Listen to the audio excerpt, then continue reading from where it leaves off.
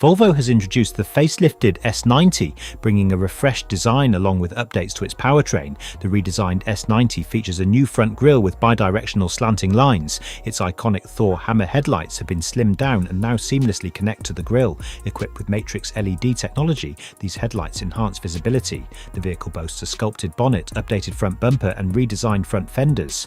On the side, new diamond-cut alloy wheels showcase a striking combination of raw polished aluminium and high-gloss black paint. At the rear, new tail lamps and an integrated boot lip spoiler add a touch of sophistication. Two new metallic paint options, Aurora Silver and Mulberry Red, join the colour palette.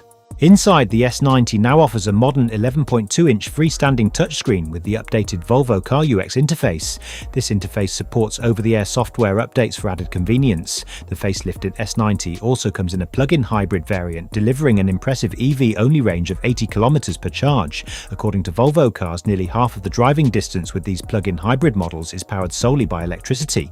Additionally, the S90 is available in a mild hybrid version featuring a 4-cylinder turbo petrol engine with a front-wheel drive configuration. Comfort has been enhanced with advanced sound insulation and adaptive suspension as standard features.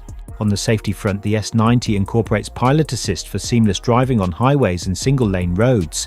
This system maintains a set speed, adapts to slower-moving vehicles, and can stop and restart automatically in stop-and-go traffic. Pilot assist also detects lane markings and provides gentle steering assistance to keep the car centered. Initially, the S90 facelift will be available for order in China, with plans to introduce it to select markets later.